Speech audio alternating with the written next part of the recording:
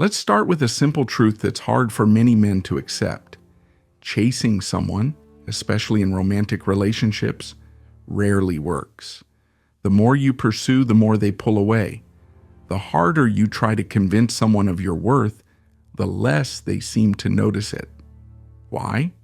Because chasing signals one thing loud and clear: you're placing them on a pedestal, and in doing so, devaluing yourself. This isn't just about romance, it's about human psychology. People are naturally drawn to what feels scarce, mysterious, and valuable. When you chase, you're giving away your power, making yourself too available, and inadvertently telling the other person they're more valuable than you. But don't worry, there's a better way. In this guide, we'll dive into why chasing doesn't work, what to do instead, and how to master the art of letting them come to you. Why chasing feels instinctive but backfires. When you're interested in someone, chasing can feel like the natural response. It's how many of us have been conditioned. You like something, you go after it. Movies and media romanticize the idea of persistence paying off, making it seem like chasing is a noble act of determination. But in reality, here's what happens when you chase. You seem desperate. Chasing sends the message that you're overly eager and possibly lacking other options. This can make you seem less desirable, no matter how attractive or accomplished you are. It creates pressure. When someone feels pursued, they might feel cornered or overwhelmed, leading them to pull away. You undermine your value. Constantly chasing someone gives them all the power in the dynamic. Instead of seeing you as an equal, they might see you as a follower. The more you chase, the less they have to work for your attention and affection. And here's the hard truth: people value what they have to earn. The key to attraction lies in mastering the balance between interest and independence. The psychological power of scarcity and mystery. Human beings are wired to want what feels scarce or out of reach.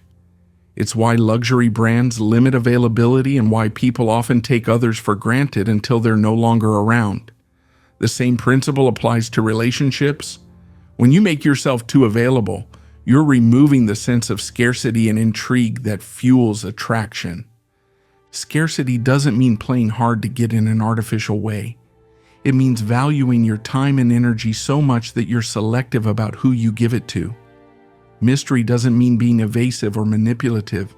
It means maintaining an air of independence and self-sufficiency that keeps people intrigued.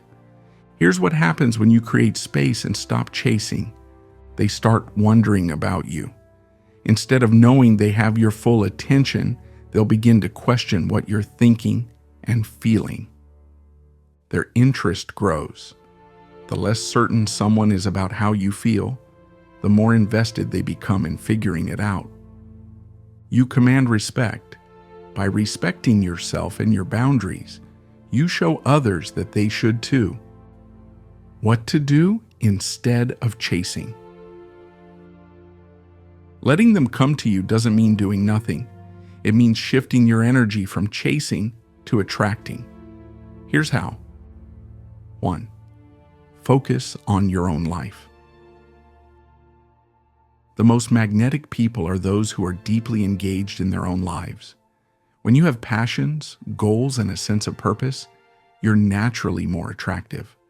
Instead of making someone else your main focus, channel that energy into improving yourself. Learn a new skill, pursue a hobby, or double down on your career or fitness goals. When you're genuinely happy and fulfilled, it shows. You become the kind of person others want to be around, not because you're chasing them, but because your energy is irresistible. 2. Set clear boundaries.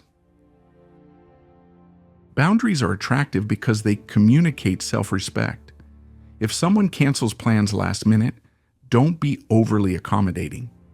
If they're inconsistent in their communication, don't chase after them for clarity. Let them know, through your actions, not words, that your time and energy are valuable. Setting boundaries also means not over-investing too soon. Don't rearrange your entire schedule for someone who hasn't yet shown they're equally invested. Show that while you're interested, you're not willing to compromise your self-respect. 3. Master the art of communication. When you do interact with someone you're interested in, focus on quality over quantity. Instead of bombarding them with messages, keep your communication intentional and meaningful. Use humor, ask thoughtful questions, and engage in conversations that build connection rather than seeking constant reassurance. A good rule of thumb? Match their energy. If they're taking time to respond, don't fill the silence by over-texting. Instead, let the interaction flow naturally. 4. Be comfortable with silence and space. One of the hardest parts of not chasing is embracing silence and space. But here's the truth. Space is where attraction grows. When you're not constantly available, the other person has time to miss you, think about you, and wonder what you're up to. Avoid the temptation to fill every gap with a message or gesture. Silence doesn't mean they've lost interest. Often, it's where their interest begins to deepen. 5. Build confidence through action. Confidence isn't something you're born with, it's something you build. By stepping out of your comfort zone and achieving small wins, whether in your career, social life, or personal growth, you start to see yourself as capable and valuable. This confidence naturally translates into your interactions with others. Confidence also means being okay with rejection. When you're not afraid of losing someone, you approach relationships from a place of abundance rather than fear. This mindset shift is incredibly powerful. Signs they're starting to come to you. When you stop chasing, you'll notice subtle shifts in the dynamic. They initiate more. Whether it's starting conversations, making plans, or showing interest, they'll begin to take the lead. They're more curious about you. Instead of you always asking the questions, they'll start wanting to know more about your life. They value your time.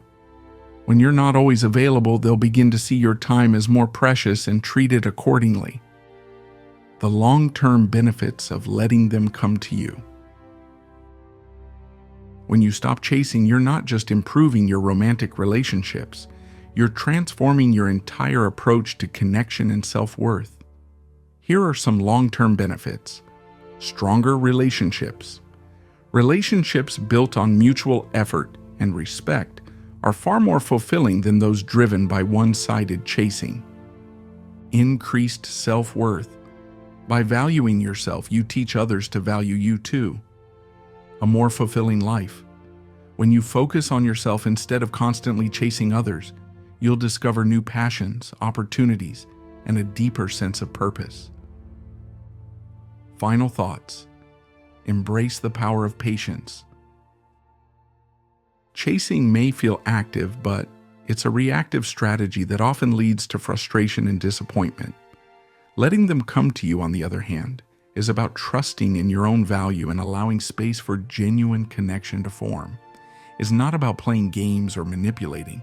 It's about shifting your energy from desperation to self-assurance. The next time you find yourself tempted to chase, take a step back. Ask yourself, are my actions aligned with self-respect? Am I creating space for them to come to me? By embracing patience and valuing yourself, you'll not only attract better relationships, but also become a more fulfilled and magnetic person in every area of your life. Remember, the right people will recognize your worth without you having to prove it. Let them come to you. Thank you for joining us today. If this video resonated with you, don't forget to like, share, and subscribe for more content. See you in the next video.